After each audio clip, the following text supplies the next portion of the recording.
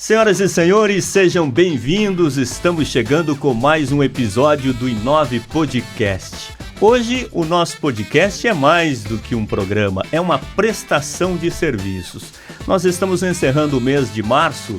Março é denominado pela saúde como o Março Azul, para dar foco nos cuidados com as doenças intestinais. E nós estamos aqui com um especialista nesse assunto. Nós temos a honra de apresentar para vocês hoje o Dr. Márcio Marreiros, médico conhecidíssimo em Laranjeiras do Sul, qualificadíssimo, que atua há muitos anos na cidade. Já atua na rede pública, hoje está mais focado na sua clínica.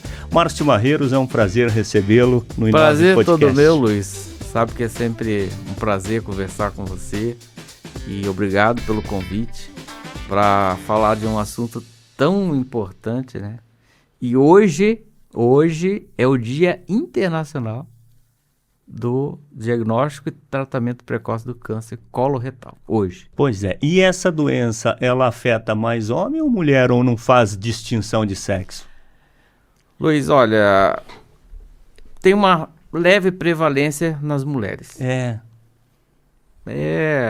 um pouquinho, percentual um pouquinho maior nas mulheres. Uhum. Entendeu? E as pessoas, elas têm, eu acho que um pouco de receio de tratar. É uma doença que a pessoa já vai com o pé atrás, né? Você sabe, Luiz, que o tratamento em si, eu acho que não é o receio. O que mais as pessoas têm receio é de fazer o exame. No caso, a colonoscopia. Uhum. É impressionante. O preparo é ruim, né? Sim, o preparo é um pouco ruim, mas veja, Luiz, não é um exame que se faz todo mês, todo ano. Sim. Diferentemente de outros exames, né? Tem gente que tem medo de coletar sangue, né? E a colonoscopia é um exame que você realiza a partir dos 45 anos. E se normal, você só vai precisar fazer um exame desse, teoricamente, depois de acima de 8 anos, 10 anos. Sim. Desde que o primeiro tenha sido normal. Então você veja, tudo bem, é desagradável fazer o preparo, é chato, mas veja, se tiver tudo ok, você vai ficar tranquilo e só deve realizar outro exame desse anos depois. Sim. Quando a gente fala fazer preparo, é que o intestino tem que estar limpo, né? Isso é muito importante, Luiz. Muitas vezes as pessoas não entendem por que tem que tomar aquilo tudo, né? Não sei o quê. Os laxantes. Cara, é que realmente você tem que lavar o intestino. Porque, entenda, o que nós estamos procurando não são as lesões grandes. As lesões grandes, essa aí é fácil ver. A gente está procurando as lesões pequenas. Que vão te dar problema daqui a 5, 6, 7, 8 anos. E o exame, a colonoscopia, ela não é só propriamente um exame, ela também faz intervenções, né? Por exemplo, a retirada de pólipos. Sim. Alguns deles podem até virar câncer, Sim, né? Então, esse é o objetivo, encontrar essas pequenas lesões e naquele momento você já fazer o tratamento definitivo. Então você tem a oportunidade de tirar pólipos, de tirar lesões mais planas, que a gente chama, o pólipo seriam as lesões mais verrucosas, né, só para traduzir, e as lesões mais planas, aquelas que estão mais rente à parede do intestino. Então, hoje você faz as polipectomias, as mucosectomias, e você cura esse paciente de uma doença que ele ia desenvolver daqui a 5, 6, 8, 10 anos. Entendeu? Ou seja, a pessoa que faz a colonoscopia direitinho, ela provavelmente não vai ter câncer. Então, ela é um exame que faz diagnóstico e faz a terapia, muitas vezes definitiva, para aquela lesão. Sim. Márcio, nós já começamos com os dois pés na porta, né? Nós fazemos, na verdade, um mise-en-scène todo para abrir aqui o programa, mas o assunto é tão importante que a gente já começou batendo para valer. Mas eu queria que você falasse um pouquinho mais do Márcio Marreiros. Você está em Laranjeiras do Sul há quanto tempo, Márcio? São 31 anos. 31 anos. De Laranjeiras. Seus filhos nasceram aqui? Aqui. Nasceram em Laranjeiras. Você casou aqui? Não, casei no Rio. Uhum. Eu casei no Rio. Quando eu vim pra cá, eu era noivo. E logo 6 meses depois eu casei e minha esposa me acompanhou pra Laranjeiras. Laranjeiras do Sul te mudou, te descariocou um pouco ou não? Muito.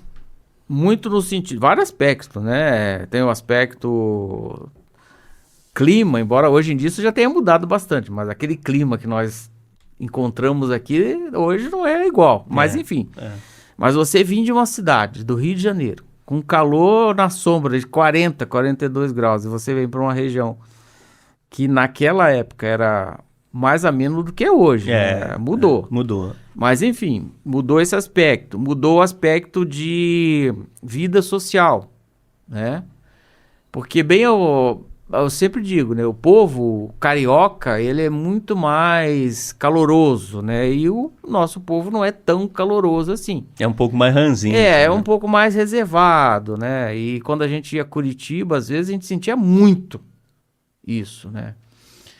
Então mudou como se enquadrar dentro dessa relação social. Uhum. Mudou a tranquilidade da vida que a gente podia ter aqui, em detrimento que a gente tinha no Rio, né? Porque lá a gente teve arma na cara, né? Assalto, roubo de veículo. Nesse aspecto aqui a vida é mais digna. Exatamente, né? Então a gente começou a entender que a vida no interior era melhor em vários aspectos, né? Uhum. Apesar da distância da família, tudo isso, mas uma coisa, não vou dizer compensa, porque ficar longe de pai e mãe é sofrido. Mas a gente soube encarar isso, superar essa fase, e vieram os filhos, e a gente começou a perceber que criar filho aqui é bem melhor do que criar no Rio, né?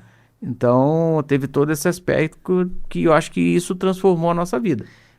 E hoje eu falo assim, mas até me desculpem, mas para eu ir ao Rio, não sei, eu não tenho tanta coragem mais de ir ao Rio de Janeiro, sinceramente. Porque provavelmente está pior do que há 31 anos, né? Muito pior, né, Luiz? E Laranjeiras, nesses 30 e tantos anos, o que mudou diante dos seus olhos? Olha, Luiz, para ser bem honesto, eu esperava mais.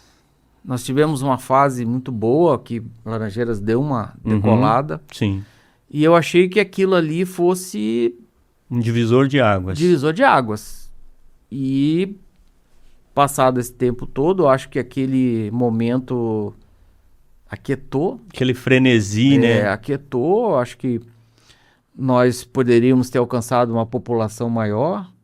Nós poderíamos ter tido outras coisas, outros investimentos, enfim. Eu penso assim que fosse também. dar um boom maior na nossa região.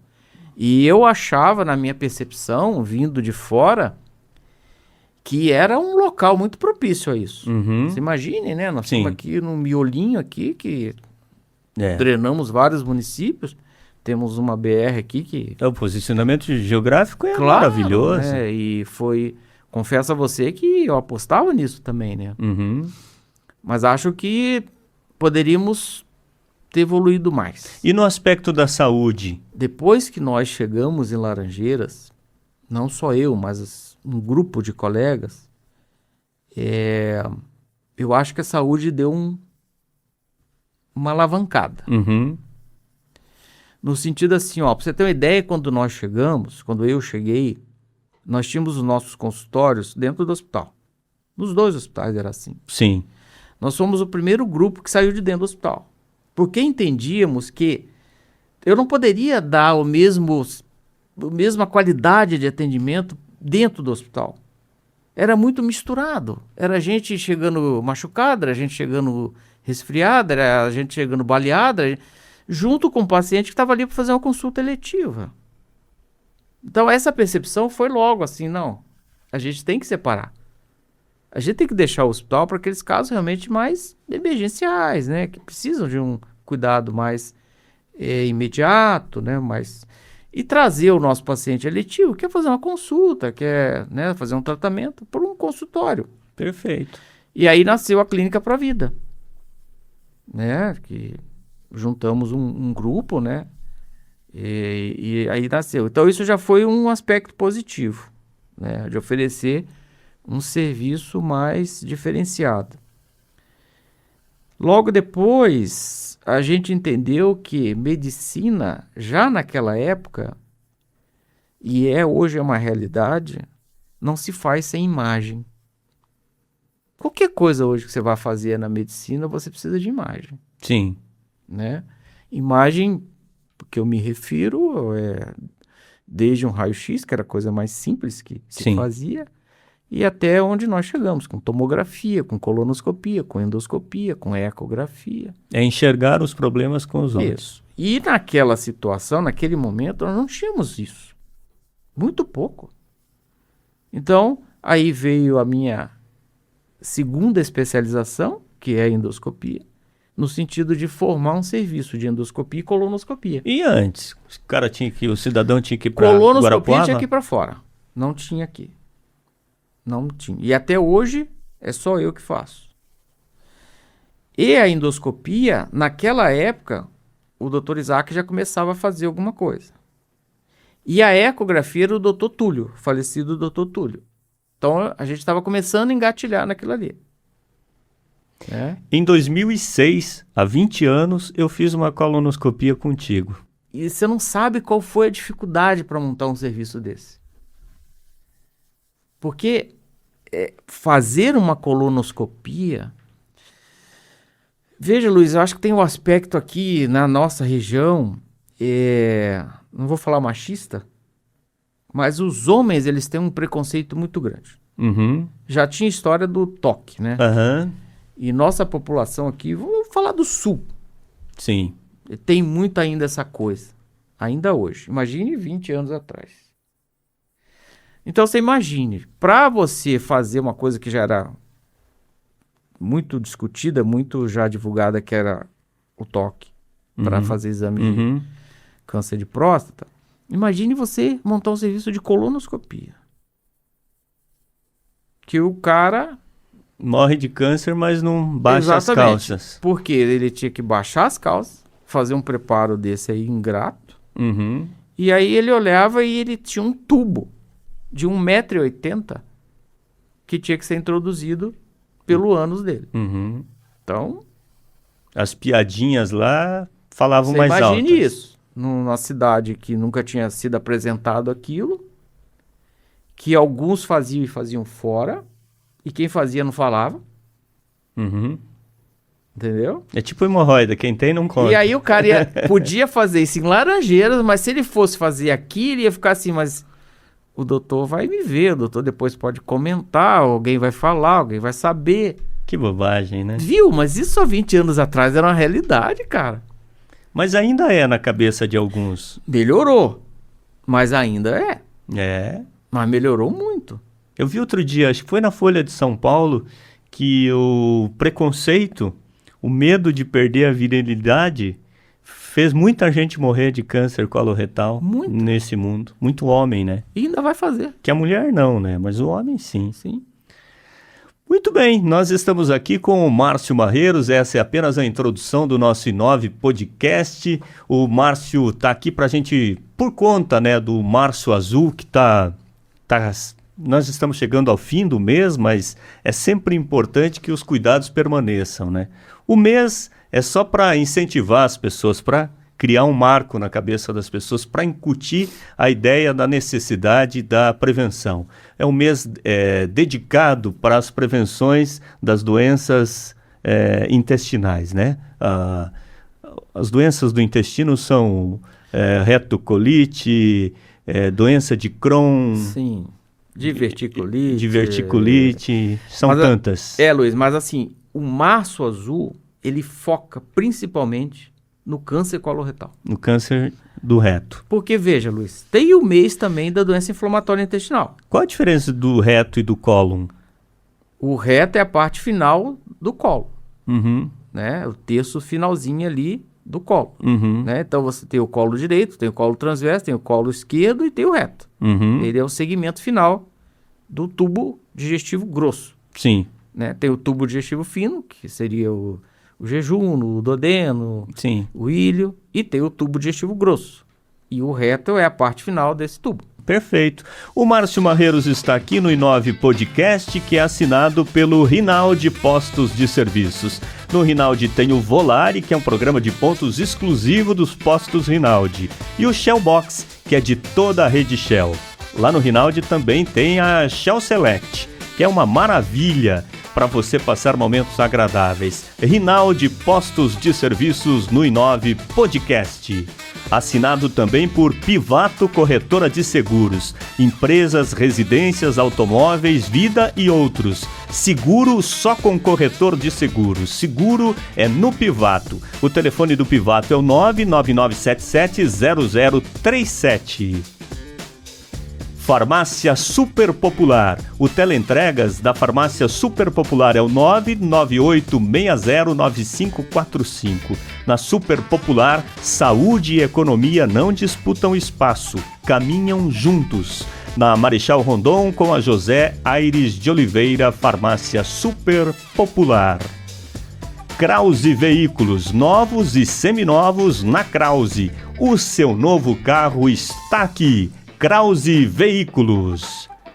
E Redilar Supermercados. Redilar, na Marechal Rondon ao lado da Matriz e na Exídio Bosa, pertinho da estação rodoviária. Redilar, onde é gostoso economizar.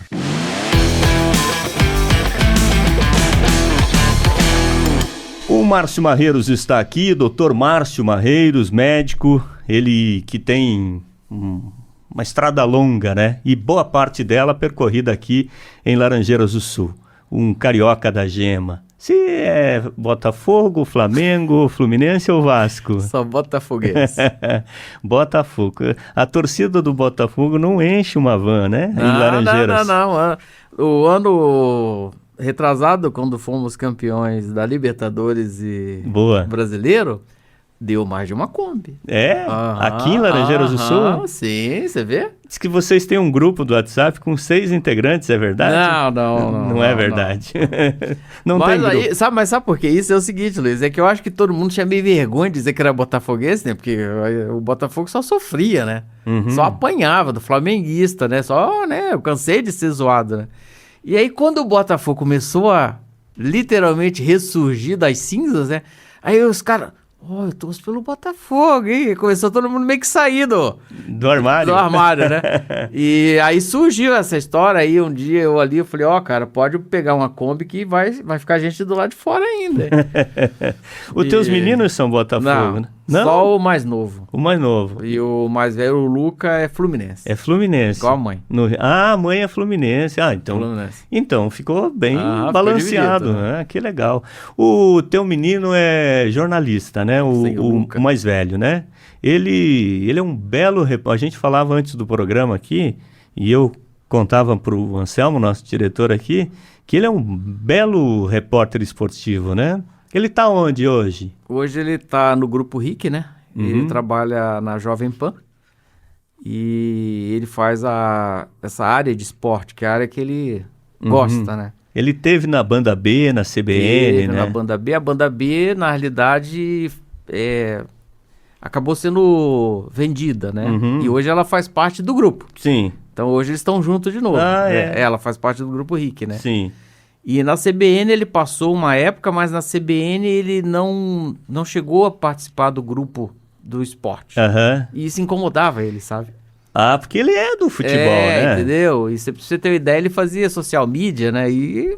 não é praia. Não era praia, né? E aí surgiu o convite para ele ir pra Jovem Pan. E ele tá lá na Jovem Pan. E ele narra, e ele é um belo repórter. Ele faz um trabalho brilhante. E ele faz no campo, ele apresenta o programa lá, que eles têm diário lá, né? Bate Pronto Paraná, né? Vamos ver se ele é bom mesmo? Vamos ver? Alô, Marcelo Ortiz, em busca da primeira vitória fora de casa, Coritiba terá mudanças contra o Ceará. Na lateral direita, Natan Mendes ganha a vaga de Matheus Alexandre. No meio de campo, Bernardo ganha uma chance. No ataque, Adrian Martini substitui o lesionado Léo Gamalho. No pique. No pique, né? O Ceará, que também tem mudanças e retornos importantes para esse jogo. Na lateral esquerda, Bruno Pacheco substitui Vitor Luiz. No meio de campo, terá o retorno de Mendonça, que foi desfalque no último jogo. Rodrigo Lindoso, recuperado de lesão, também volta ao time. Via de regra, um jornalista, um pai médico faz o filho ir pra medicina. E olha que nessa época aí, eu acho que ele ainda era estagiário lá na Banda B, né? Você vê que ele tá mais novo. Viu? Tem um tempo que você me mandou esse áudio aí. Então, ele... Hoje ele desenvolveu muito, você vê hoje a a RIC dá assistência com fonoaudiólogos, né? Aham. Mas você vê como é que ele já falava, né? De uma forma, assim, impressionante, assim, né? Não sei porque eu sou pai, né? Mas... Mas eu fui locutor esportivo, É, então eu tenho noção do que é bom e o que não é. Sim, entendeu? Disso eu entendo. Mas assim, Luiz, o que eles sempre me disseram com relação à profissão, o Lucas sempre falou isso, né? O Breno ainda ficava meio assim, se ia fazer medicina ou não, né? Mas eu acho que os meus primeiros anos aqui foram muito difíceis no sentido, assim, eu era o único cirurgião no hospital e nós passamos uma época aqui que baleado, esfaqueado era rotina, né? Uhum. E ele via isso. Exatamente, eles conviviam com isso, eu saindo de madrugada, saindo no Natal, sabe? Pra atender, porque eu era referência de cirurgia no hospital. Era eu no São José, o Isaac no São Lucas. Então, era uma semana aqui, uma semana lá. e aquela história. Então, eu não sei se isso, em algum momento, eles perceberam essa vida assim, né? E olha que eles não viviam no Rio de Janeiro. Imagina se fosse no Rio de Janeiro. Sim, sim. Que a gente nem almoça com eles. E eu não sei, talvez tenha influenciado eles a seguirem por outros caminhos. Embora o Lucas sempre falou sobre isso. Mas é uma demonstração de personalidade deles. Sim. Né? Eu acho lindo isso. E eu também, Luiz, eu nem a Kátia, nunca colocamos pra ele, não, eu sou médico, seu pai é médico, tem que ser médico. Não, a gente sempre soube respeitar. Você quer fazer o quê? Não, eu quero ser jornalista e quero ser jornalista esportivo. Aham. Tá bom, filho. Vai ser feliz. Vai ser feliz. E claro, né, a gente procurava orientar no sentido de você é da área, você sabe, né, Luiz, que a remuneração, essas coisas é complicado, né? É. Mas assim, Luiz, chega uma hora que a gente percebe que isso não é tão importante. É importante, você sabe que é importante. Sim. Mas o prazer dele estar fazendo um jogo, de estar falando de futebol, supera.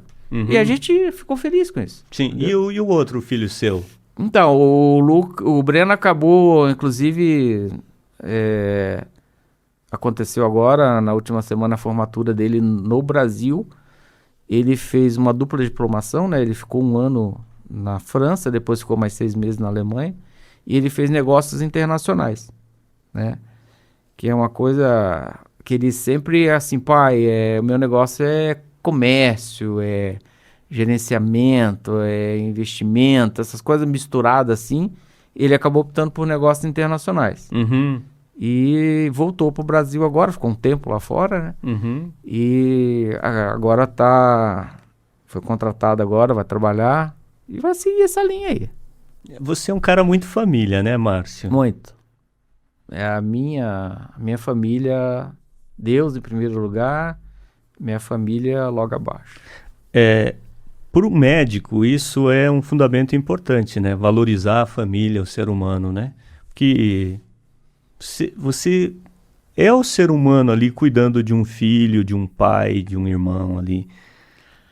Luiz, a gente tem que olhar pro nosso paciente e pensar assim, ele, independente da raça, da cor, da posição social, econômica, enfim, eu sempre aprendi isso. Ele é o amor de alguém. Ele é o amor de alguém, né? Uhum. E a gente tem que entender que se a gente consegue olhar para uma pessoa estranha que está ali num momento de angústia, entender que ele é o amor de alguém, é porque eu também tenho meus amores em casa. E é para eles que eu volto para casa todo dia, para eles que eu trabalho, para eles que eu procuro fazer um bom trabalho. Porque é importante isso, porque eu não quero que meu filho na rua ou em qualquer lugar ouça falar mal do pai, ou que o pai não é isso, o pai não... Entendeu? Então, você tem que...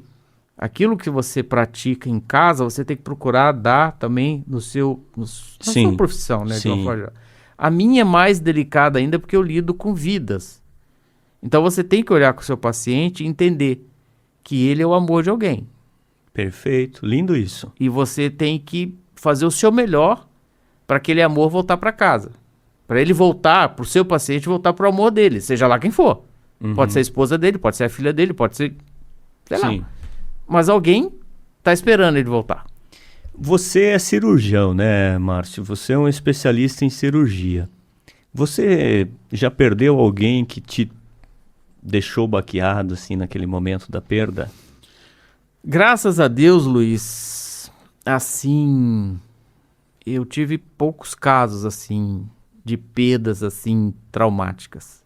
Traumáticas que eu digo assim, a gente tem que estar preparado para isso. Mas é mentira, a gente nunca tá. Porque a gente é educado para brigar pela vida. A gente é educado a ganhar. Ganhar significa salvar. Se a gente não salva, a gente está perdendo. A gente perdeu aquela batalha. E muitas vezes o médico não é preparado para isso, né? Então, assim, Luiz, eu tenho na minha mente, assim, graças a Deus, talvez numa mão, os casos assim que mais me marcaram nesses anos, sabe? E é claro que você perde paciente porque já está numa situação extrema, que você sabe que você vai fazer o seu melhor, mas que as chances são poucas. Esses pacientes são marcantes, mas veja, Luiz, é diferente você tentar salvar um cara que está com câncer avançado. É diferente você tentar salvar um cara que veio literalmente esmagado da BR porque sofreu um acidente. Uhum. Entendeu? Agora, quando você tem uma chance boa de salvar um paciente, que as condições até são favoráveis para você salvar esse paciente, mas você não consegue, eu acho que isso te machuca mais. Todos machucam. Mas acho que esses machucam mais. Entendeu? Então, eu tive um caso alguns anos atrás de um adolescente que sofreu um acidente na BR, e naquela época nós não tínhamos nenhum tipo de assistência na BR. Eram as próximas pessoas que pegavam e levavam para o hospital. E essa moça, talvez tivesse 15, 16 anos, não lembro exatamente, ela chegou no hospital e naquele momento, Luiz, eu estava dentro do centro cirúrgico operando.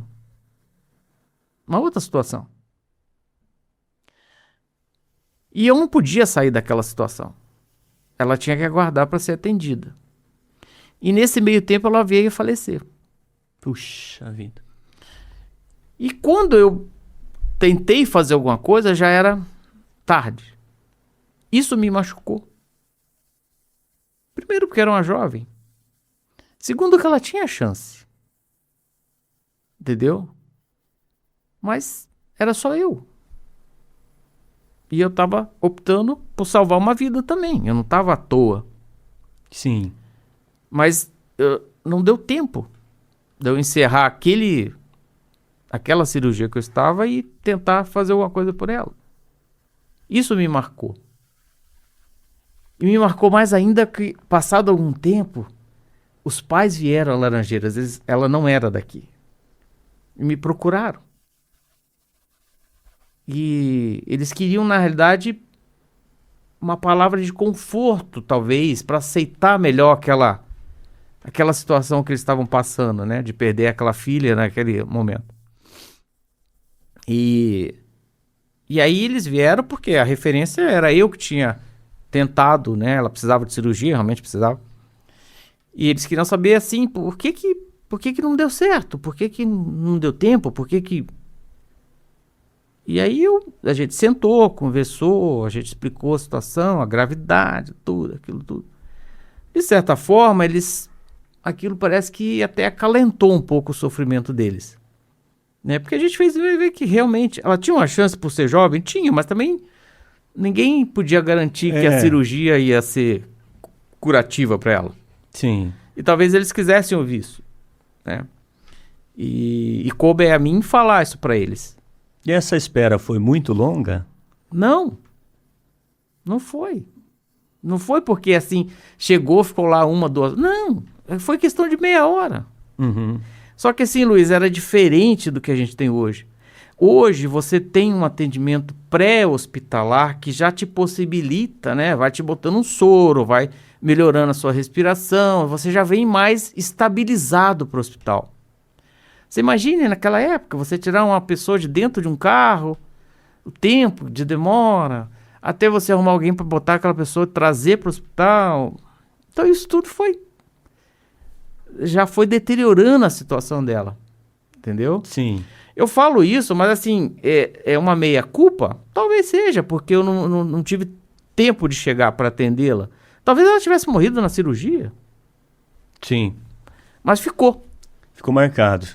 Ficou marcado, sabe? Mas isso é um bom sinal, né? É o sinal do lado humano falando alto aí Sim. dentro de você. Mas isso que eu quero te dizer, porque depois os pais vieram, conversaram, e aí é que se você não tem esse lado humano, esse lado emocional, você podia ter conduzido a situação de outra forma. Ah, não, eu não quero nem falar, foi, morreu, acabou, não tinha o que fazer.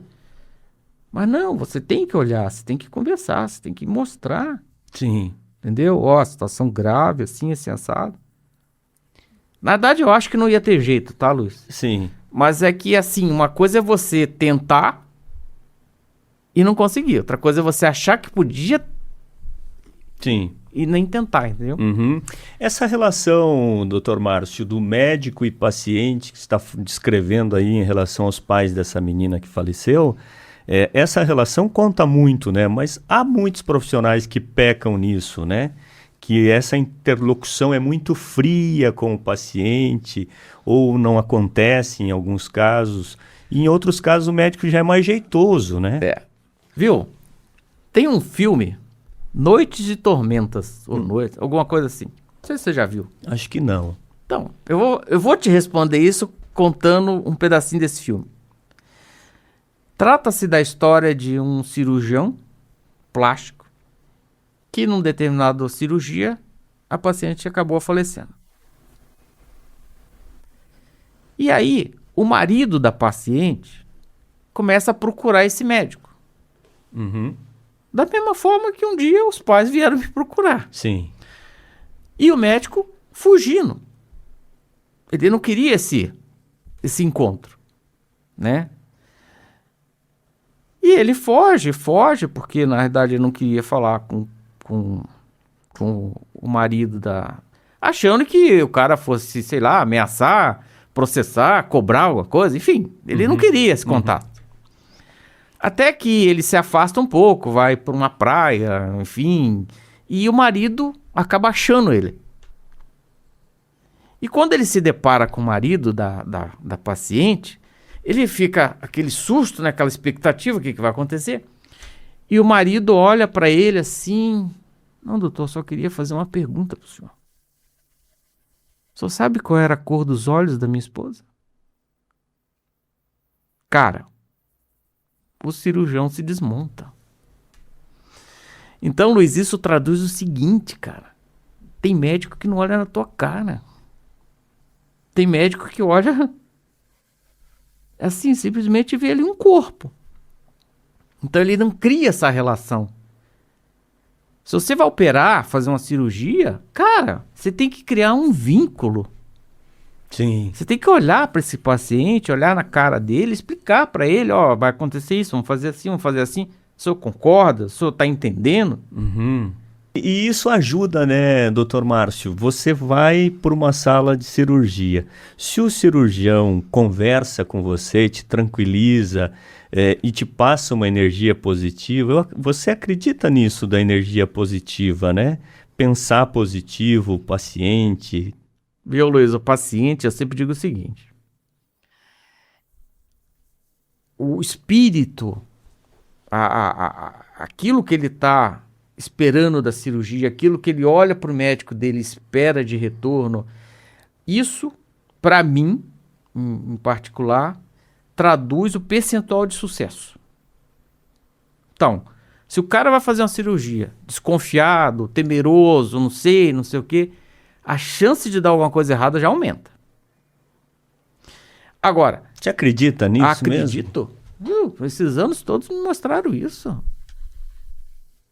Tem um dia desse, recentemente, eu briguei com uma paciente, briguei no sentido assim, né? Que ela falou em fazer cirurgia, que podia, e falou em morte. Cara, não fala isso pra mim. Não fala porque, cara, eu tô jogando minha energia toda pra salvar uma vida, pra ti. Então você não joga energia negativa, cara, não fala de morte. Eu sei que a morte faz parte. Mas isso, pra mim, atrai, talvez, fluidos negativos, cara. Então, eu acho que isso é fundamental, essa relação, esse pensamento positivo do paciente é o grande segredo do sucesso. Independente da minha técnica, Deus está acima de tudo, mas essa relação, esse pensamento positivo, essa coisa vai dar certo, vamos lá, não vai dar nada, isso para mim, cara, é 90% de chance de dar tudo certo. O otimismo é uma terapia importante. Sim. Agora tem paciente, cara, que é negativo, cara. Eu não sei, doutor, pode ser que não dê certo, pode ser que... e se eu morrer? Cara, aí já te derruba. Então, eu tenho isso comigo, sabe? Eu levei uma bronca sua uma vez. Lá atrás eu tinha crises renais, mas com uma frequência incrível, talvez até você lembre. E eu chegava no hospital com crises de rim. E uma vez eu saí do hospital e fui para o teu consultório levar um exame de urinas e tal, que você tinha me pedido. E eu fiz um comentário, falei, cara, doutor, do jeito que eu tô, eu não chego aos 50. E você falou, não fale isso, porque passa um anjinho e diz amém. E isso é perigoso. E aquilo eu te contei outro dia isso. Mas é isso que eu falo, Luiz, as pessoas às vezes falam. E eu digo sempre, palavra tem força às vezes.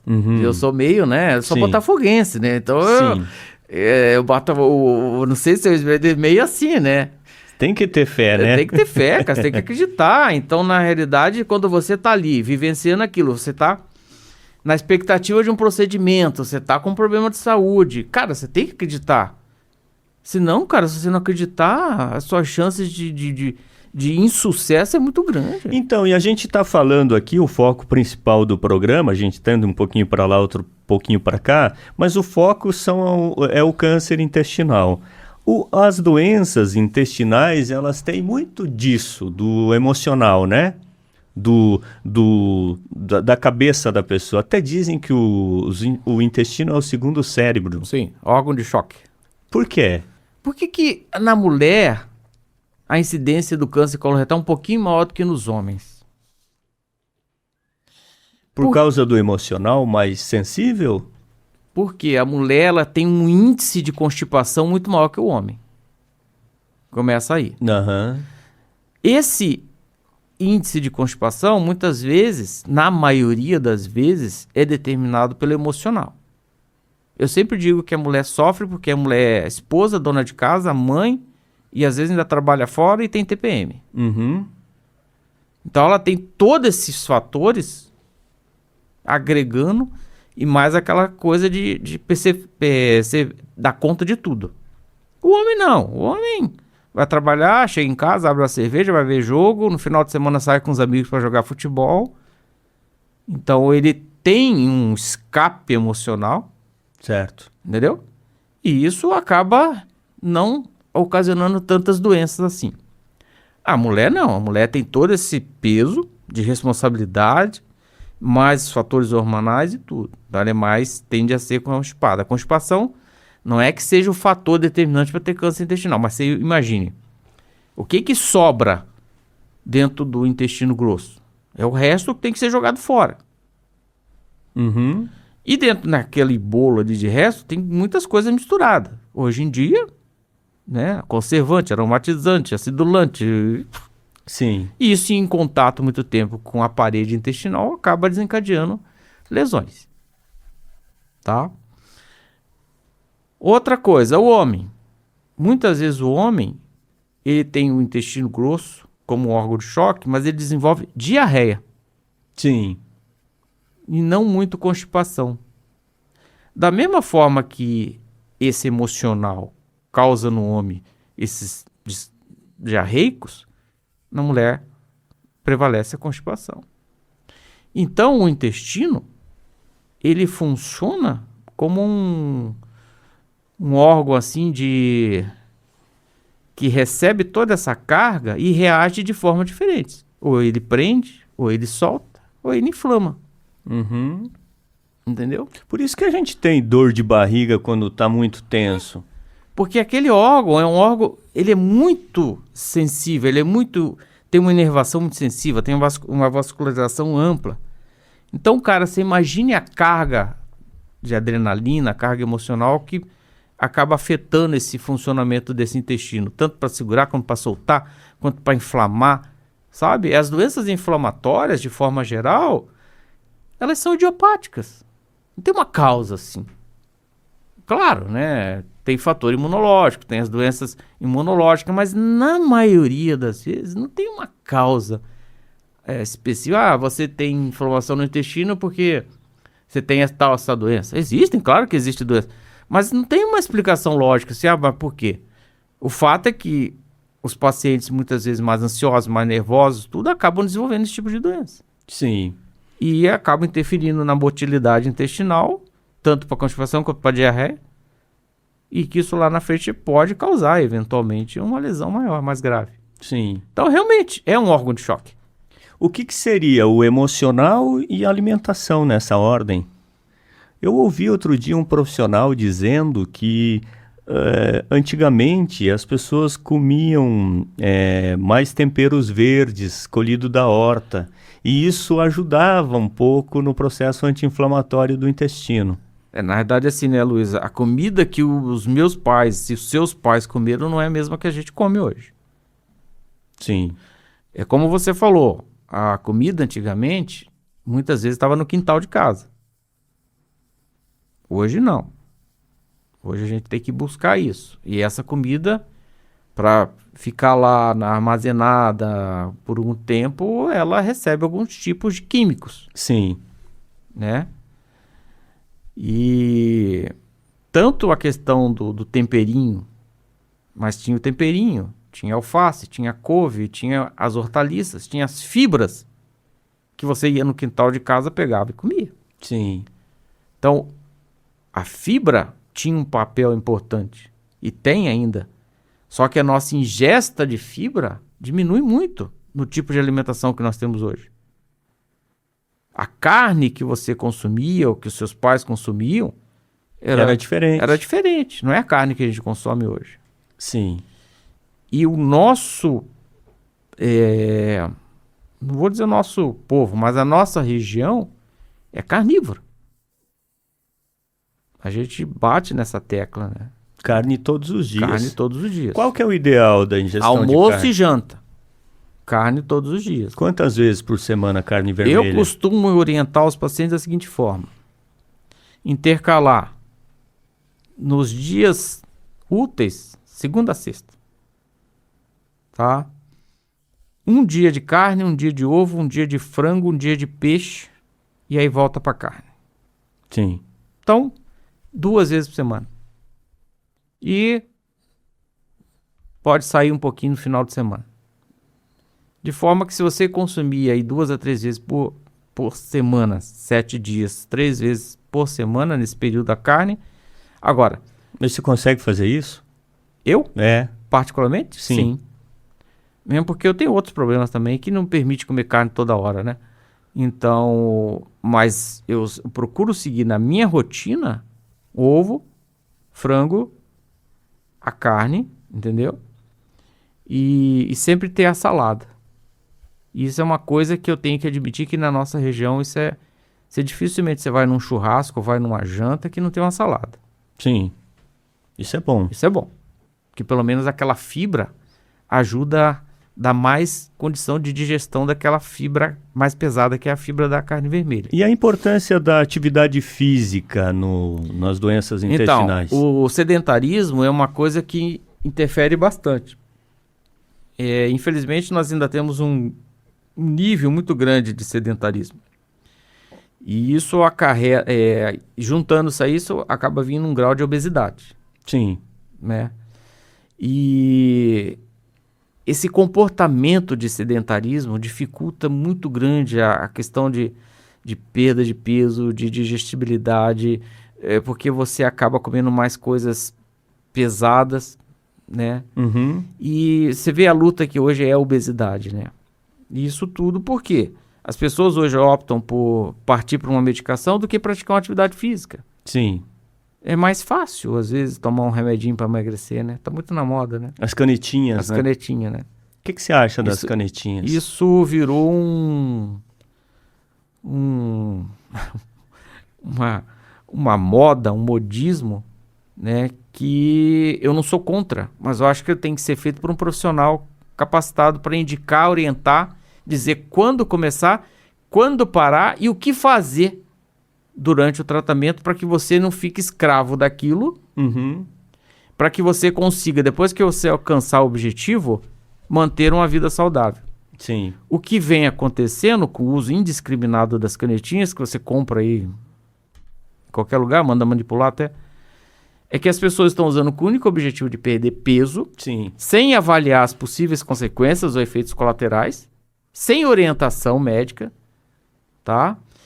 E você começa a observar na sociedade pessoas que parecem, às vezes, caveiras ambulantes. Aspecto de doente. Aspecto de doente, Eu já vi isso. entendeu? Então você perde peso e ganha idade. Porque você perde a massa magra também. Sim. E aí você não recupera isso. Exatamente. Você olha uma pessoa com 40 anos que parece que está com 50. Isso não é saúde. Isso não é saúde. E o que envolveu aquela perda de peso? Envolveu atividade física? Envolveu reeducação alimentar? Envolveu um milagre, né? Uma tentativa de um milagre. De um medicamento milagroso que é um desvio de função. Claro. Né? E tem as diferentes canetinhas, né, Luiz? Sim. Essa tem a famosinha aí que te dá uma perda de peso acentuada em curto espaço de tempo. E tem as outras canetinhas que te dão perda de peso gradual, de uma forma mais estável, sem muitos efeitos colaterais, tá? Sim. E que você tem a oportunidade de fazer uma reeducação alimentar, fazer atividade física e você realmente entender que aquele processo medicamentoso é temporário. E que para você se livrar da obesidade, enfim, você precisa totalmente mudar a sua rotina. Sim. Entendeu? Não é a velha história, né? Aquilo seria o ponto de partida. Mas aquela história que diz, né, que o gordo sempre pensa gordo, né? Então quando ele parar de usar canetinha, ele vai se meter numa bacia de doce ou de bolo e vai, entendeu? Tem médicos aí que são youtubers, né? Sim. Que não estão mais na clínica, estão em frente a uma câmera, né? Dando dicas. Nós temos o Júlio Lushman. Ele é um desses médicos, ele fala da canetinha, vamos ver se concorda com ele. É o fim das clínicas de emagrecimento? Será que nós vamos ter o fim das clínicas de cirurgia bariátrica por conta das canetas emagrecedoras, os monjaros, os Ozempics da vida? Olha, o que eu vou dizer para vocês? Eu não diria que é o fim, porque as pessoas estão vendo no uso dessas canetas a solução dos problemas. Infelizmente, não é isso que resolve o problema. A gente ainda vai continuar precisando de nutricionista orientando as pessoas, porque esse é um dos mais graves erros que nós temos, o uso das canetas emagrecedoras sem você ter orientação de um nutricionista. Isso é um absurdo, porque você vai ficar com um alimento parado no seu estômago por 6 horas quando você usa uma caneta emagrecedora dessa, que é o que vai impedir você de ter fome de novo e vai fazer com que você coma muito menos. Mas que tipo de alimento você está colocando aí? O que você pode manter nesse estômago? Como que você vai comer? Será que se eu comer só carboidrato ou comer proteína vai ter diferença? Então não é fim de nenhuma clínica de emagrecimento, tá? É óbvio que os nutricionistas eles vão ter que fazer uma adaptação, assim como os médicos vão ter que fazer uma adaptação, e muitos dos serviços tradicionais que nós temos hoje, que levam à questão do emagrecimento, vão desaparecer e vão ser substituídos sim.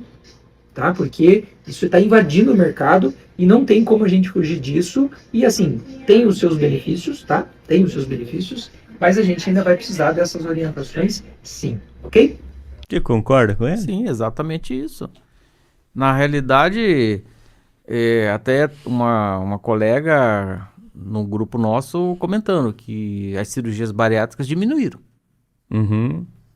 Elas também são invasivas, né? Mas que...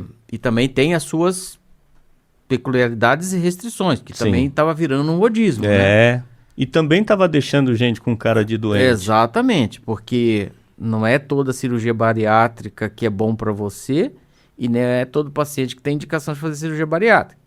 Então, antigamente, usava-se como critério um IMC de 36, 38. Hoje já estão baixando para 32, que é o índice de massa corporal, né? Sim.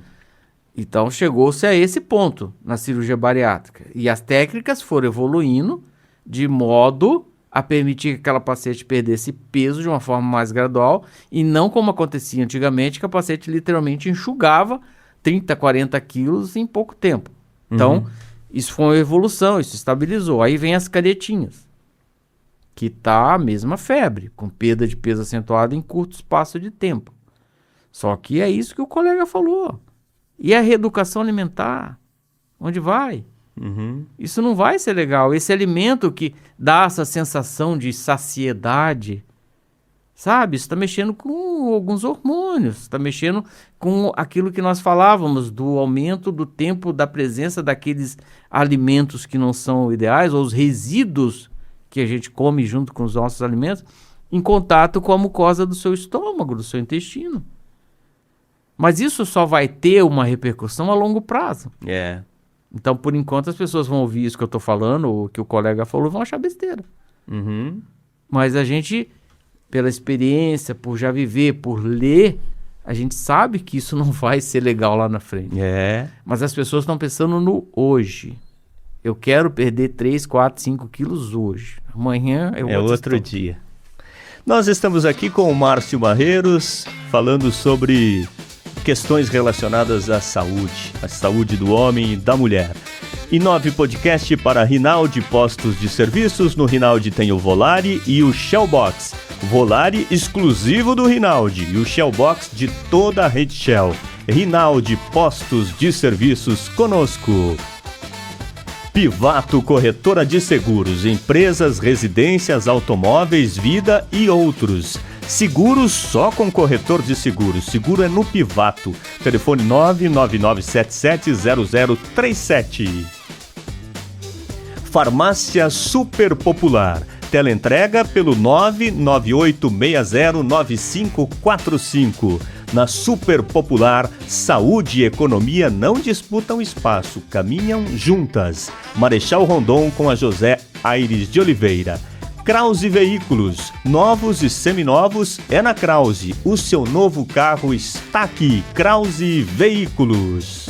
E Redilar Supermercados. Redilar, na Marechal Rondon, ao lado da Igreja Matriz, e na Exídio Bosa, pertinho da estação rodoviária. Março Azul terminando e o Márcio de Azul aqui falando com a gente. Que trocadilho, né? Eu tô de azul por coincidência, você veio propositalmente, Sim, né? A gente procura, quando vai passar essa mensagem do Março Azul, né? Chamar atenção mesmo. Ó, gente, é o azul. É isso aí. E a mensagem tem que ser essa, tem que ser positiva, né? Sim. Tem que ser um azul de esperança, de vida, de coisa, né, alegre. Sim, né? um azul incisivo, digamos assim. Então, que fique a mensagem da importância desse mês dedicado a isso. E você acha, essa campanha ela já tem um tempo, né? Eu não sei exatamente quanto tempo tem. Não, você já tem um bom tempo aí, talvez, não vou assim arriscar, mas mais de 10 anos, talvez. E você acha que surtiu algum efeito, que melhorou? Luiz, eu posso traduzir isso em números. É? Sim, veja. Eu tenho, em média, nesses anos de Laranjeiras, eu tenho quase 20 mil endoscopias, tá? E, é claro que eu não comecei a fazer colono junto. Passado algum tempo, a gente começou as colonos, né? Até pelaquela dificuldade de implementar o serviço, enfim. E o que a gente percebe, quando nós começamos a colonoscopia, eu fazia 10, 8 por mês. Tá? Hoje, nós fazemos mais de 50. Nossa, isso é bom. E hoje nós temos quase 8 mil colonoscopias realizadas aqui em Laranjeiras. Na nossa região, não só Laranjeiras, né? Porque você atende pacientes de outros municípios. Sim, né? Via Ciscope, né? Sim. Na verdade, como eu sou o único serviço de colonoscopia, eu acho que ainda é um dever ou um compromisso com a nossa população de atendê-los também via Via SUS. Via SUS. Porque, na verdade, não é um exame barato, né, Luiz? A gente sabe Eu disso. ia falar disso. É um exame caro, né? É caro, Luiz. Para quem ganha menos de 3 salários Eu ia falar mínimos. isso. A nossa região, você sabe, né, que tem algumas carências, então é um exame caro, embora a gente procure adaptar os valores dos nossos serviços dentro da nossa realidade, né? Mas é muito mais caro aí fora, para você ter uma ideia. Mas, então, por isso que tem esse caminho público, né, para você alcançar. Então, não é desculpa. É porque o acesso é relativamente fácil. Quanto custa uma colonoscopia hoje, em média? Fora da nossa região aqui, é na faixa de R$2.500 a R$3.000, Uhum. né? No nosso serviço, a gente trabalha com R$1.200 a R$1.500. Sim. Ele muda porque há uma intervenção maior num paciente do que no outro, né? Tipo, retirada de pólipos. Isso vai agregando valor, se houver procedimentos, né? Você Sim. acaba agregando valor. Mas, proporcionalmente falando, mesmo a situação agregando valor no lugar que cobra R$2.000, R$3.000 uma colonoscopia, o paciente às vezes chega a gastar 5, 6, 7, 8 mil. E a fila de espera no SUS é grande? Eu costumo dizer o seguinte, Luiz, nós temos um serviço público, SUS, em Laranjeiras e na região muito bom, É. que foge até a realidade nacional. Porque nós temos condição de fazer esse atendimento, não é um atendimento demorado. O problema que existe, que eu sempre bato nessa tecla, e poderia até nem falar isso porque eu sou o principal interessado, eu quero fazer exame. Mas existe, de uma forma geral, assim, no sistema público, não vou dizer, não é que seja desconhecido, mas talvez um pouco falta de experiência do colega que indica uma colonoscopia. Então ele acaba pedindo muito exame, muitas vezes desnecessário. Uhum. Falta sensibilidade. Isso acaba aumentando o volume e a fila, Uhum. tá? Então, mas acredito que ainda funcione bem, ainda consiga contemplar a maioria desses pacientes. Mas o que a gente queria mesmo seria exames um pouco mais bem orientados, bem indicados, para que isso andasse mais rápido ainda. Porque muitas vezes alguém que tem uma indicação que seria mais pertinente fica esperando e outro com menos pertinente Exatamente, isso. está Aí, ocupando esse espaço. aí entra a questão, paciente fora de idade, que Uhum. talvez não tivesse indicação de colonoscopia, sabe? Que seria o quê? 45 anos? 45 anos é a idade preconizada pela Sociedade Brasileira de Endoscopia. Abaixo disso, tem indicação? Tem, mas aí você tem que ter outros critérios, Uhum. né? Você tem que entender bem a queixa do paciente e saber se realmente aquilo é pertinente para uma colonoscopia. Certo. A partir dos 45, você pode fazer de rotina, né? E aí entra nesse grupo todo aí, aquele que sangra, aquele que emagrece, aquele que tem dor na barriga, aquele que alterou o ritmo intestinal, são fatores de alerta, Sim. entendeu? Às vezes o sangramento é só uma hemorroida, por exemplo. Isso, Luiz, perfeito.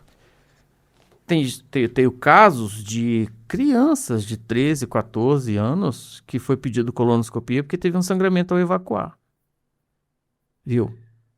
Vamos lá, gente. A chance era zero. Vamos ter um pouquinho de bom senso. Vamos conversar, vamos procurar entender o que aconteceu. Vamos fazer um exame local, né? Uhum. Às vezes o cara fez uma hemorroidinha, fez uma fissurinha na hora que fez cocô, lacerou. Até por conta hoje do comportamento do celular no vaso sanitário, né? Aumenta o tempo de permanência, né? Uhum. O cara esquece que está no vaso e fica ali Sim. navegando, né? Então, assim, Luiz, cabe às vezes, falta às vezes uma questão de bom senso, de uma entrevista melhor com o paciente para entender. O fato é que, na realidade, os postos de saúde eles têm que trabalhar com volume de atendimento e talvez o colega não tenha a chance de... Sim, entendi. Entendeu? Você falou do comportamento no vaso sanitário. Eu vou mostrar para você, a gente tem um vídeo. É o Dr. André Lorenzon. Ele é um especialista tal como você e ele é da internet. Vamos ver. Homem que de sangue nas fezes, ó. hemorroida. Certeza que aí é celular no vaso. O que isso acontece? Você sentado, a pressão ali que você coloca diminui o retorno venoso ali do sangue naquela região, causando hemorroida. Quais são as outras causas? Dieta pobre em fibras, principalmente quem tem constipação intestinal, pode causar aí, aumentar as hemorroidas. Gravidez, principalmente antes do parto e no pós-parto também aumenta. Obesidade, sedentarismo, há um aumento também de doenças hemorroidárias nesses pacientes. Então essas são as principais causas, tá? Antigamente tinha também, mas antes era, ao invés de smartphone, era revista. E estudos já mostraram que teve aumento de aproximadamente 50% aí nos últimos anos de doença hemorroidária que está relacionada com ficar mais que 5 minutos sentado no vaso sanitário. Então, se você está fazendo isso, deixa o celular fora. Eu sei que homem principalmente adora aquela paz ali no banheiro durante aí 20, 30, 40 minutos, mas uma hora a conta pode chegar. Por que Precisar de uma cirurgia, acontece isso, Márcio? pode sangrar, incomodar, então... Cara, o fato de ficar mais tempo no banheiro? Por que acontece? E ele falou um negócio interessante, parece que é aquele momento de relax, sabe? Uhum. Que o cara tá em paz, porque ele sabe que ninguém vai entrar ali, entendeu? Pra incomodar. Então ele quer ver aquelas notícias, ou quer ver aquela rede social ali com mais tranquilidade, quer curtir aquilo ali num momento assim, mais reservado, né? Talvez isso explique, né? Por que você tá ali e você acaba permanecendo mais tempo ali. E é fato isso. Você aumenta a pressão. Então as suas hemorroidas vão acabando com a gravidade, elas tendem a sair. E isso vai criando cada vez mais a dilatação ali das vênulas e veias ali na região anal. E daí a hemorroida, né? E é impressionante. Isso realmente aumentou muito. E ele falou outra coisa que é verdade. Antigamente era revista, né? E hoje não tá tudo no celular, né? Então a pessoa fica ali curtindo aquilo ali, né? É aquele momento, ó, ninguém vai entrar aqui, ninguém vai me incomodar. Mas é um pouco anti-higiênico, né? Porque você tá manipulando ali o papel higiênico, aquela coisa toda. Você solta o celular, lava a mão, mas você tava com o celular naquele... sim. O celular é uma coisa, assim, muito anti-higiênica, né, Luiz? Porque o nosso celular, ele anda em tudo quanto é ambiente, né? Então, por si só, isso já é uma verdade, né? Depois do cocô, é o banho, né? Ducha higiênica, Luiz. Eu bato nessa tecla no consultório. Viu? Abandone o papel higiênico. Sim. O ânus não está preparado para ficar esfregando ele. E as pessoas vão esfregando até sair o papel limpo e você está traumatizando. E você pode desencadear algumas alterações na região anal. Tem pessoas que chegam no consultório que tem coceira. E ficam se perguntando, ficam imaginando um monte de coisa, né? Câncer, não sei o que lá. Aí eu falo assim, viu? Você examina o paciente, olha, conversa. Viu? Vamos fazer uma higiene com água? Água e sabãozinho. Sem papel. Ou no máximo um lenço umedecido, talvez. Num momento que você esteja mais impossibilitado da ducha ou do banho, ok. Mas a água ainda é o melhor remédio. Pode anotar. Isso aí os ouvintes podem adotar porque... Quantas vezes por dia é saudável evacuar? A média é 1 ou 2 vezes por dia. Até 3 é normal? Até 3, tem paciente que até 3 é normal. E aí entra o fator emocional também. Tem gente que ou vai menos ou vai mais, às vezes por momentos, né?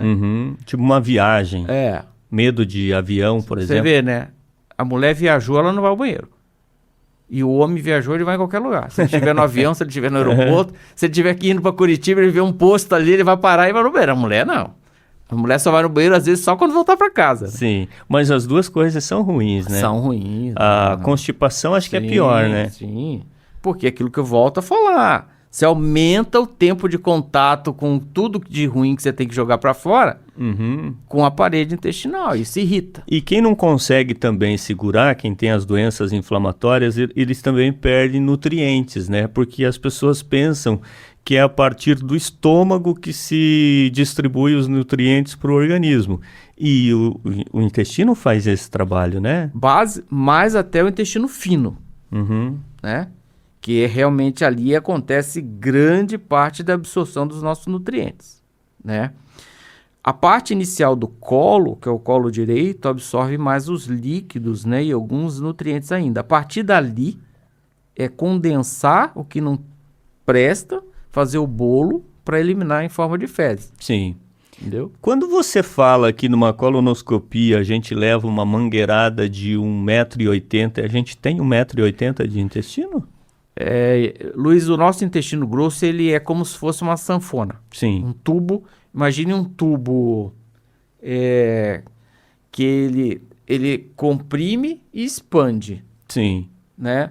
Se você olhar ele numa forma geral, tá? Você vai dizer que ele é curtinho, mas a partir do momento que você tem que distender, porque ele é cheio de curvinha e cada curvinha tem uma ondinha assim que a gente chama de austrações assim que Sim. você tem que distender isso aqui para poder retificar o máximo que você puder a mucosa para passar o aparelho e olhar, Sim. entendeu?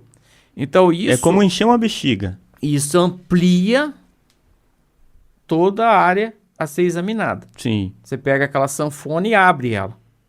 E o risco de perfuração enquanto você manda a câmera lá para dentro? Existe o risco de perfuração. E nesse caso, E assim, Luiz, ó... você pode eu não resolver sou- ali? eu não sou o cara de falar assim, nunca aconteceu comigo. Já aconteceu comigo, Luiz. Uhum. E te digo assim, ó... Paciente, por exemplo, que tem problemas, tá com intestino inflamado, ou tá com divertículo inflamado, ou tá com um tumor, que o tumor acaba criando uma área muito friável, Sim. tipo um papel, né? Sim. E às vezes você vai passar um aparelho que ele tem uma certa resistência, tem uma certa rigidez, por mais que ele seja flexível, mas de repente, dependendo daquele momento, daquela doença que o paciente está, aquele colo dele está muito friável. Uhum. E já aconteceu comigo, Luiz. Tá? Já aconteceu comigo e graças a Deus isso é uma coisa muito incomum e muito rara de acontecer, mas já aconteceu. Eu porque- ouvi dizer que é 1 em 10 mil. Então, na realidade, né, Luiz? Eu acho que é até mais um pouquinho, porque na verdade ninguém gosta de falar, né? A grande verdade é essa, Sim. que acontece. Mas Mais frequente. acontece porque acontece só com quem faz. Então, a Sim. gente sabe que talvez seja maior um pouquinho. Uhum. Mas, enfim, pode ser resolvido no ato do exame, porque hoje nós dispomos já de mecanismos que a gente usa para fazer os procedimentos endoscópicos, especificamente nesse caso o clipe. É um grampeador, Uhum. que você pode identificar o local da perfuração e ir lá e, Com a mesma mangueirinha ali. sim, você passa pelo canal do aparelho, esse material, e você simplesmente clipa ou grampeia ali o local onde você perfurou. Sim.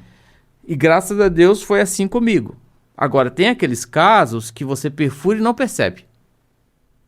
E esse paciente vai desenvolver um quadro de dor intensa, abdômen agudo e vai acabar acabando em cirurgia. E provavelmente sangramento. Sangramento, em Nas alguns fezes. casos, sim. Mas o que prevalece é a dor. A dor, a irritação mesmo do abdômen por estar perdendo conteúdo intestinal para dentro da barriga. Fora do lugar que tinha que estar. Isso. Então, quando você consegue identificar no momento, a chance de você corrigir é muito grande. Agora, quando você não consegue identificar e esse paciente vai evoluir, com 12, 24 horas vai te procurar, são casos mais graves. Aí tem que abrir a Tem que barriga. abrir. Tem Abrir que o abrir abdômen. E procurar, se der para costurar, costura. Se não der, esse paciente às vezes tem que fazer colostomia. A colonostomia é a bolsinha. E é para sempre. Não. Nesse caso é temporário. A temporária. É que você não pode, se passado algum tempo, já aconteceu um processo inflamatório. Então, para você dar um ponto nesse intestino, o risco de você acabar rasgando é muito maior. Sim. Então, você acaba optando por botar esse intestino para fora, espera aquele intestino melhorar, desinflamar e 3 meses depois você faz outra cirurgia e volta com ele. Sim. As bolsas, elas são usadas em que situações permanentemente? Hoje, primeiro caso, quando você tem um câncer muito baixo. Câncer muito baixo significa que ele atingiu a parte final do intestino, reto. Sim. Que você tem que acabar tirando todo aquele segmento terminal do intestino. Eu não tenho que emendar, Não né? tem onde emendar. Então esse paciente é colostomizado definitivamente. É terrível, né? Mas... Luiz, o ser humano se adapta a tudo. Tá? No primeiro momento a gente fala assim, é um choque. Mas a experiência que a gente vê é que esse paciente, ele se adapta àquilo ali. Tem todo um início de afastamento social, familiar. Ele acaba se isolando um pouco, porque às vezes ele está numa mesa fazendo uma refeição e sai um gás, entendeu? Pela bolsa. E aquilo causa um desconforto. Um cheiro. Não é o cheiro, é o barulho. Uhum. Entendeu? Sim. Porque uma coisa é você tá numa mesa comendo, você tem uma cólica, tá com vontade de soltar gás, mas você se controla ali, vai no banheiro e tudo. E ali você às vezes não consegue se controlar, Sim. entendeu? E às vezes é espontâneo e sai. Mas passado um tempo, o paciente consegue lidar com aquilo ali, e hoje em dia tem N tipos de bolsas de colostomia, tem mecanismos para você fechar, e o paciente se adapta àquilo ali. Fechar dentro da pele? Não, é que é um orifício, né? Uma ostomia, né? O intestino tá ali e é bocadinho. Então você bota a bolsa aqui para coletar as fezes, gases que sair. E hoje em dia você já consegue usar um adesivozinho que você bota assim, ó, em cima ali da ostomia, que você, na hora que você quer fazer alguma coisa, você sente que tá adesivo, você vai no banheiro, tira ali e faz. Como se você estivesse indo no banheiro. Sim. E isso o paciente acaba acostumando com essa rotina, E sabe? provavelmente isso vai evoluir ainda mais, né? Essa tecnologia. aí. Sim. Hoje em dia as bolsas mudaram. Antigamente eram as bolsas ruins, que irritavam a pele, eram... Uhum. Então, Mas esses são em casos extremos, né? A bolsa. sim, definitiva, né? Uhum. As temporárias, a gente pode citar os traumas, os tiros, as facadas, né? Que às vezes você não consegue resolver naquele momento, você tem que botar uma bolsa, Sim. esperar todo aquele processo cicatrizar para depois você Mexer. reverter aquilo ali. Perfeito. Entendeu? E tem os casos de cânceres que você opera e que já existe uma doença muito instalada que você, para reabrir aquele paciente e emendar de novo, o risco é maior que o benefício. Sim. Ele acaba ficando com aquela bolsa pro resto da vida. Sim. Mas tá vivo, Sim. tá salvo. Pelo que você fala, assim, a conscientização é maior hoje. Sim. Mas provavelmente muita gente se dá mal por falta do exame, né? Uhum. Ó, vou te falar uma coisa. Nós começamos a fazer endoscopia em Laranjeiras em 1996, Sim. tá? Eu fazia exame e identificava muito mais casos de câncer de estômago do que eu identifico hoje. Uhum. E olha que nós já temos quase 20 mil endoscopias. Então, a coisa melhorou. A que você atribui essa melhora? O exame? É? O exame foi implantado, foi viabilizado pelo posto também. Uhum. E fazer uma endoscopia hoje é fazer exame de sangue. É um Sim. exame simples, 10, 15 minutos faz uma endoscopia. A sedação da endoscopia e da colonoscopia é tranquila? É tranquila. Tem algum risco? Não, mas aí eu já falo pra você disso. Deixa eu só fechar o raciocínio. Aí, Luiz, o que acontece? Quando você começa a fazer a colonoscopia, você começa a detectar muito mais lesões maiores. Porque você está trazendo aquilo para uma população que não estava acostumada com aquele exame. Então você vai encontrar coisa pior. Sim. À medida que os anos vão passando, que o número de exames vão aumentando e a frequência vai diminuindo, você consegue detectar lesões precocemente e você diminui o índice de câncer. Então, o que eu quero dizer com isso é o seguinte. Na minha experiência pessoal da nossa região, eu acho que hoje tem menos incidência de câncer de estômago e de câncer coloretal do que tinha 20 anos atrás. Boa. E eu acredito, e tenho isso para mim, que o papel do exame foi fundamental para isso. E a questão da sedação é assim, Luiz, ó. Todo exame deve ser feito com sedação. Tanto a endoscopia quanto a colonoscopia. Não é admissível você fazer uma endoscopia, passar um tubo pela boca do paciente, pela garganta do paciente e ele está fazendo ânsia ou se batendo em cima de uma maca. Prejudica o teu exame, prejudica o teu diagnóstico, dá desconforto para o paciente e aumenta o risco de acidente. Então, na endoscopia você pode usar uma sedação leve, que permite o paciente estar interagindo às vezes até. A colonoscopia nem pensar, né, sem sedação. Não tem como, né, Luiz? Você tem que introduzir um grande volume de tubo, você tem que desenhar todo aquele intestino, são curvas e mais curvas que você tem que... E aquilo ali, à medida que você joga ar dentro do intestino, distende o intestino para você visualizar bem o que você quer ver... Causaria dor. Causa dor. É uma dor que é insuportável. Então você tem que fazer uma sedação para que você possa ter um exame bom, eficaz, que realmente traga o resultado final bom para o paciente. Que bom. E ele vai voltar.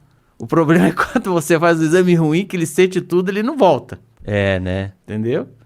Então isso também é o segredo. Você tem que dar conforto para ele fazer aquilo ali, porque já é um trauma para ele estar ali, já é uma coisa que para ele chegar ali, ele teve que superar às vezes muitas coisas. Então se você tem uma experiência ruim naquele momento, ele não vai voltar, cara. E o problema é dele, né? Não voltar. Sim, mas a gente quer que ele volte. Sim, óbvio. Nós estamos aqui com o Márcio Barreiros, falando sobre um assunto muito importante, que é a prevenção do câncer coloretal. O mês de março é um mês que foi carimbado para ser o mês de prevenção, de conscientização da população. Uma doença que afeta homens e mulheres, sobretudo mulheres. E nós estamos aqui com o Dr. Márcio Barreiros para falar dessa consciência que todo mundo tem que ter, eu, você e todos nós, de estar sempre procurando ajuda, identificar os problemas e corrigi-los já nas colonoscopias. E o nosso Inove Podcast é assinado pelo Rinaldi Postos de Serviços. Lá no Rinaldi tem o Volare, que é exclusivo do Rinaldi, e o Shell Box da Rede Shell. Rinaldi Postos de Serviços no Inove Podcast. Pivato Corretora de Seguros, empresas, residências, automóveis, vida e outros. Seguro só com corretor de seguros. Seguro é no Pivato. O telefone do Pivato, anote aí, é o 999770037. Farmácia Super Popular. Teleentregas pelo 42998609545. Na Super Popular, saúde e economia não disputam espaço, caminham juntas. Na Marechal Rondon com a José Aires de Oliveira. Krause Veículos, novos e seminovos lá na Krause. O seu novo carro está aqui. Krause Veículos. E Redilar Supermercados. Redilar na Marechal Rondon, pertinho da Igreja Matriz Santana e na Isídio Bós, ao lado da estação rodoviária. Inove Podcast com o Dr. Márcio Barreiros aqui para a gente falar das coisas da saúde pública. O Márcio, para mim, é um dos grandes nomes da medicina em Laranjeiras do Sul. Eu já te vi no SUS, na sua clínica, já fui seu paciente nos dois âmbitos, da saúde pública e da saúde privada. Qual que é a diferença para você, a lida no SUS e no particular? Olha, Luiz, assim, eu fiz muitos anos de posto de saúde, né? Eu vivenciei muita coisa lá, eu vi muita coisa. E o paciente nosso, paciente de posto que a gente fala, né? Muitas vezes, na minha época até, a gente não tinha muita oportunidade de explorar esse paciente como deveria ser. Às vezes a gente tinha que atender 20 pacientes, enfim. Sim. É muito rápido para o médico. É muito rápido. E tinha de tudo. Tinha paciente que ia lá pegar remédio, tinha paciente que não conseguia ficar sem remédio, tinha paciente que ia lá pegar uma receitinha, tinha paciente que queria fazer exame, tinha paciente doente que precisava ser atendido, então... Tinha aquele que precisava de uma conversa só com o médico. E essa conversa às vezes não dava, não rolava, porque não tinha como, né? E teve uma vez até que um Um pai levou uma filha para consultar e ele queria que eu pedisse uma ressonância para a filha dele, porque na cabeça dele a ressonância é aquele exame que mostra tudo.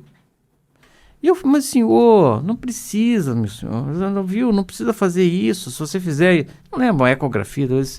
Não. O senhor não quer pedir? Pois eu vou fazer, vou trazer aqui pro senhor e vou mostrar que ela tinha alguma coisa. Tá bom, se o senhor quiser fazer, o senhor faz, mas eu não posso pedir esse exame pro senhor. Ainda mais naquela época, né? Ressonância magnética pelo posto. O secretário me matava, né? E não tinha indicação. Se tivesse, pedia. Então, essas coisas, esses eventos que aconteciam, sabe? Isso vai te consumindo às vezes, sabe? O paciente que você consegue trazer pro teu consultório, que você tem mais tempo para conversar, explicar e convencer ele, por exemplo, você não precisa fazer isso. E eu sempre digo que a medicina tem que ser uma escadinha. Então todo mundo fala que tem que fazer ressonância que aparece tudo. Não. Você começa com raio-x às vezes e te resolve o problema. Uma ecografia e você vai subir na escadinha. Então você tem mais chance de explorar esse paciente mesmo, porque ele vai voltar. Ele vai te contar, olha, foi assim, foi assado, melhorei, não melhorei, fiz isso, vou ter que fazer isso agora. E o paciente do posto, quando voltar, às vezes volta com um colega do lado. Tem isso. E o raciocínio já se perdeu, sabe? E às vezes ele vai lá e não gostou do seu atendimento, então ele já troca de médico. Uhum. E por aí vai, entendeu? Então essa dificuldade é muito grande. Eu, quando cheguei em Laranjeiras, eu fui atender na área indígena. Cara, aquela população carente, mas culturalmente é muito difícil você implementar remédio, orientação higiênica, é difícil. Sim. E para o médico isso vai desgastando, você acaba desistindo desse tipo de atendimento que você não vê evolução. Não é que o médico está fazendo corpo mole, é que ele não tem condição. Sabe, não evolui, eu quero ver resultado, eu quero dar... Se o índiozinho lá tá com verminose, eu quero dar o remédio para ele e ver que ele ficou bom, ele curou a verminose dele. Uhum. Agora os caras pegavam o remédio, misturava com farinha e comia.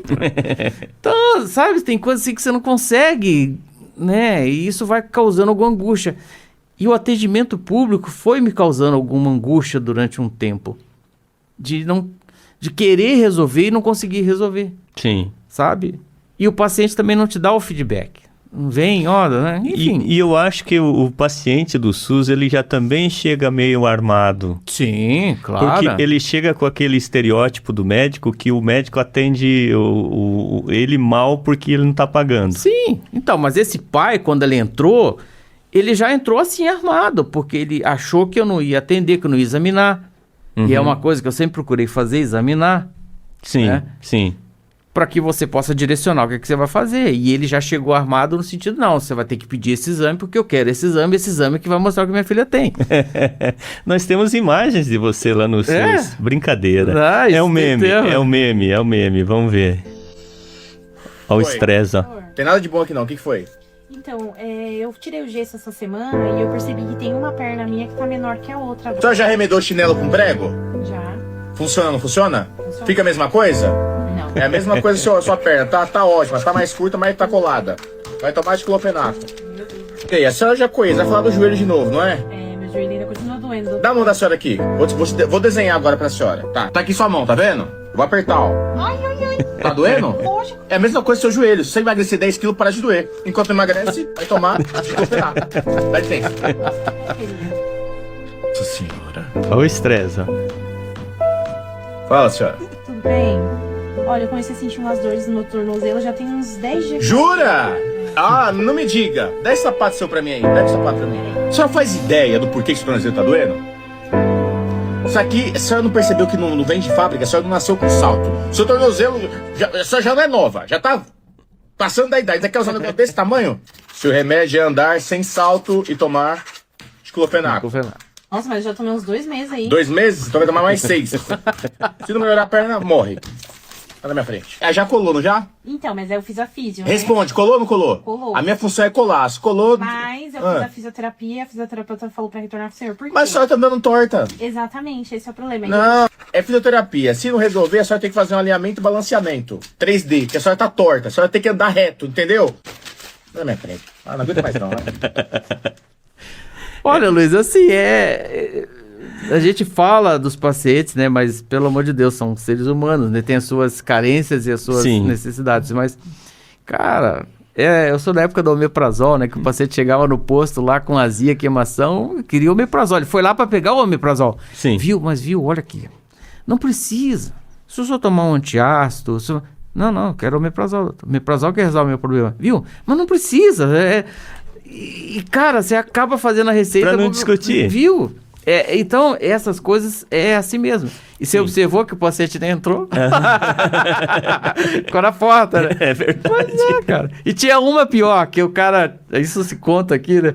Que o cara chegava, entrava, falava, e o médico falava assim... Aí o paciente... Não, doutor, mas eu nem falei... direito o que eu tenho, isso já tá fazendo a minha receita, o cara fala, não, a sua já tá aqui, essa aqui é do próximo. Então tem essas histórias de posto, de médico, mas hoje eu acho que tá melhor, porque hoje tem o médico de família, então ele tem mais tempo de ficar ali, tem mais tempo de tratar, né? E eles são mais ligados ao posto. A gente não, Luiz, a gente tinha que ir no posto, tinha que ir no hospital, tinha que ir na clínica. Sim. Era outra época. Sim, né? Eram mundos diferentes no mesmo dia, né? Então hoje com essa questão da estratégia familiar e médico de família, a coisa tende a melhorar. Sim, perfeito. Márcio, também tem essa coisa do santo de casa que não faz milagre na medicina, né? Muito paciente sai de Laranjeiras do Sul ou de outra cidade pequena qualquer, deixa o médico na sua cidade e vai num grande centro consultar um especialista inferior na qualificação profissional do que aquele que estava lá na cidade dele. Muito comum, Luiz. E a gente sofre com isso. O nosso paciente vai a Cascavel. O de Cascavel vai para São Paulo. Sim. O de Curitiba vai para São Paulo. Sim. O de Guarapuava vai para Curitiba. E assim vai. E nós, em especial aqui, nós sofremos muito com isso porque esse estigma de que quem está aqui não tem competência, não sabe o que está fazendo, entendeu? E às vezes as pessoas vão aí para fora e se submetem a colegas que nem informação completa tem. Eu pego esses exames de outros lugares, porque eu fiz exame em Pato Branco, porque eu fiz exame em Cascavel. Tá, e quer dizer que o exame de lá que está certo? Sim. Os daqui estão errados. Então tem gente que não faz exame aqui. Por isso, sabe? E eu sempre digo o seguinte, o paciente, ninguém fez especialidade à toa. Quando você tem uma especialidade, você já tem um outro perfil. Sim. Só que o paciente, de forma geral, ele não sabe identificar isso. Então, e às vezes, ele sai daqui, ele vai consultar com o médico, porque já ouviu falar do médico, e o médico nem especialista é. Uhum. Só que ele não percebe, ele não consegue isso, porque tem um número lá que a gente deixa lá registrado, que é o RQE, Registro de Qualificação Especialista. O paciente às vezes nem se atenta a isso. Sim. Ele nem se atenta. Se ele prestar essa atenção assim, não, eu estou procurando um especialista, deixa eu checar. Não, esse médico realmente ele é especializado naquilo que eu estou procurando. Mas ele nem checa isso. Isso é um erro do paciente. Quantos a gente vê aqui que vão consultar, mas viu, você foi lá, o cara nem especialista é. Não, capaz, doutor. Só você olhar. Sim. Mas eles não olham isso, Luiz. O importante é dizer que foi consultar em Pato Branco. E vem de lá com uma verdade pronta. E não adianta, às vezes, de tentar convencer ele, porque ele já veio com aquilo lá de uma verdade pronta. Sim.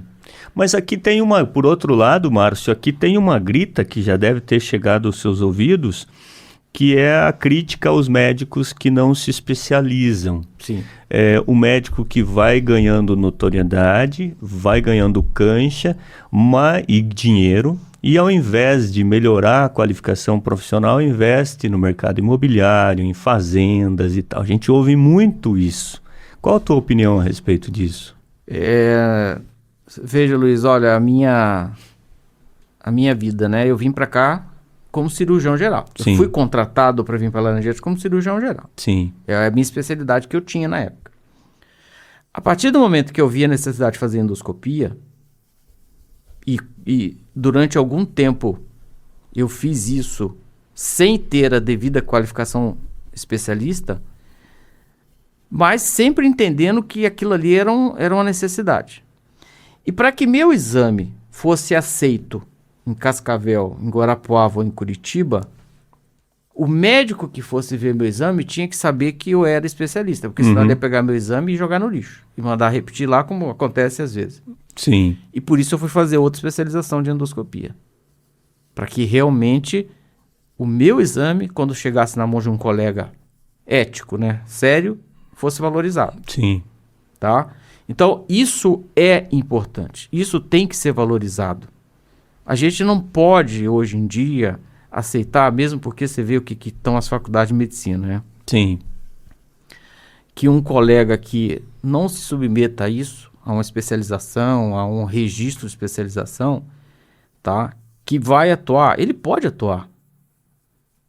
Ninguém é proibido, nenhum médico é proibido. Se eu quiser abrir cabeça, eu vou abrir cabeça. Eu não sou neurologista. Sim. Mas eu tenho que assumir isso. Eu tenho que assumir que se eu fizer algum tipo de besteira, eu tenho que assumir. É a mesma coisa o cara que não é especialista e está atuando naquela área. Uhum. Então ele tem que entender que ele está prestando um serviço e ele tem que ser responsabilizado pelo serviço que ele está prestando. Se o diagnóstico dele é errado, se aquele diagnóstico interferiu na conduta do paciente, tá? O paciente tem que cobrar isso dele. Sim. Só que isso não acontece. Na maioria das vezes não acontece. Tá? Então, isso é uma coisa que sempre foi marcante para mim, e isso é muito comum, não é só em Laranjeiras, no interior, Sim. de uma forma geral, isso é uma coisa que acontece, e acho que vai piorar, que você vê o que está acontecendo com as faculdades de medicina, brota a faculdade, joga médico no mercado aí, sem nenhum preparo. Sim. Né? Então, isso é preocupante. Então, eu defendo que o médico deva fazer a especialidade dele. E defendo que o paciente deva procurar e deva cobrar isso do profissional que está atendendo ele. Sim. Márcio, você tocou num assunto muito importante. Sempre faltou médico no Brasil, né? Mas a qualificação era indubitável, na maioria esmagadora dos casos.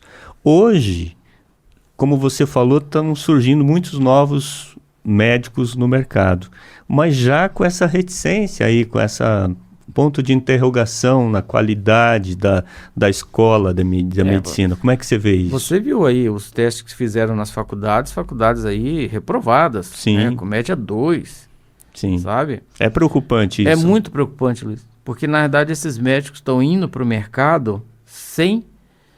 Viu, Luiz, quando a gente saía da faculdade antigamente, você saía médico. Você tinha que ter condição de chegar num pronto-socorro e atender crise hipertensiva, crise asmática, cólica renal. Você tinha que saber. Hoje em dia os caras não sabem, Luiz. Eles têm dificuldade em pegar um paciente desse. Então vem a falha lá da formação do cara. Sim. Entendeu? E virou, a grande verdade, Luiz, é que virou o comércio. Você vê uma faculdade hoje é 12 mil, 15 mil reais, dependendo da faculdade. Sim. E ela absorve. Antigamente você fazia a prova, né, o vestibular, e você se credenciava para entrar na faculdade A, B, C e D. Sim. E os bambambãs chegavam lá. E aí, o que sobrava, fazia de novo. Sim. Né? Eu fiz 3 anos de vestibular. Sim. Tá? Hoje em dia, o que sobra, as faculdades particulares absorvem. E absorvem com uma provazinha lá. Sim. Às vezes é uma redação. Virou um fator econômico. Porque se você cria uma faculdade de medicina hoje, você tem um custo e você tem que bancar aquele custo. Então você tem que ter X alunos. Sim. E não importa se ele fez vestibular e passou, se ele fez uma prova, é capital que está entrando. E essa formação, eles acabam pegando, às vezes, médicos da região para ser os professores desses colegas. Que não são professores, são médicos que atuam no dia a dia ali e muitas vezes são esses médicos que vão dar aula para os alunos. Uhum. E às vezes, na maioria das vezes, acaba não preparando eles para realmente sair médico. E via de regra, um médico mal preparado é muito mais grave do que um advogado mal preparado. E aí entra outro fator, Luiz. Nós, quando entrávamos na faculdade, a gente queria sair médico. Hoje em dia, o cara entra na faculdade e ele quer sair cirurgião. Ou ele quer sair cardiologista, ou ele quer sair ginecologista. Uhum. Então ele passa a faculdade toda focando naquilo. E não sabe do resto. E esquece do resto. E na atmosfera de um pronto-socorro, por exemplo, Exatamente. precisa do todo. Só que quando ele sair da faculdade, ele não vai sair cirurgião. Sim, Ele vai sair médico. Ele só vai ser cirurgião depois que ele fizer a residência dele. Ficam mais 3 anos. sim. E ele já quer sair da faculdade pensando em fazer cirurgia e esqueceu de tratar hipertensão, cólica renal, essas coisas básicas. Vai ser um profissional incompleto. E aí a gente vê isso, voltando à questão dos exames, a gente vê muito isso no serviço público. O cara não sabe conduzir um caso. É aquilo que nós falamos atrás. Ele acaba pedindo exames sem conseguir decifrar aquele paciente se realmente ele precisa ou não do exame. Sim. Márcio, para a gente finalizar, a gente está falando de muitas coisas correlacionadas à doença intestinal e estamos derivando para outras partes também. E eu não podia não perguntar para você de uma coisa que está acontecendo com muita frequência agora, que é o uso recreativo do Tadalafila por parte do público masculino. Como é que você vê isso? Recreativo no sentido o quê? Atividade sexual ou desempenho esportivo? Não. Estão usando para as duas coisas. Né? E as duas coisas eu acho que são recreativas. Quando você não tem disfunção erétil, você tem uma vida sexual resolvida, mas você quer ganhar um turbo, um ganho de força, é recreativo. E as pessoas estão usando muito isso. Sim. E a gente vê bastante no esporte No também. esporte também. Tá? Que para mim é recreativo isso. Sim, mas assim, Luiz, veja, vamos então ampliar, vamos falar da testosterona? Sim. Nunca se usou tanta testosterona como se usa hoje? Uhum. Para aumentar desempenho? Para aumentar a massa muscular e ficar... E a partir do momento que você injeta, o teu organismo para de produzir. Entendeu? E aí você sobrecarrega teu fígado, teu rim, tá? Então, viu? Isso vai criando insegurança. O cara que tem uma função sexual normal e ele quer um plus, que ele quer fazer mais coisas, ele acaba tomando a medicação. Daqui a pouco, o cara não consegue fazer mais do que ele fazia. Porque ele está dependente daquele negócio lá. Se ele não tomar, ele acha que ele vai... Até o psicológico Exatamente. vai pedir. Então eu acho isso grave no sentido psicológico. Tem indicação? Claro que tem, tanto um quanto o outro. Claro que tem indicação. Como a canetinha também tem indicação. Mas as pessoas desvirtuam as coisas, cara. As pessoas começam a usar para um bem maior, para um desempenho melhor, para uma satisfação melhor. Viu, cara? O que está acontecendo?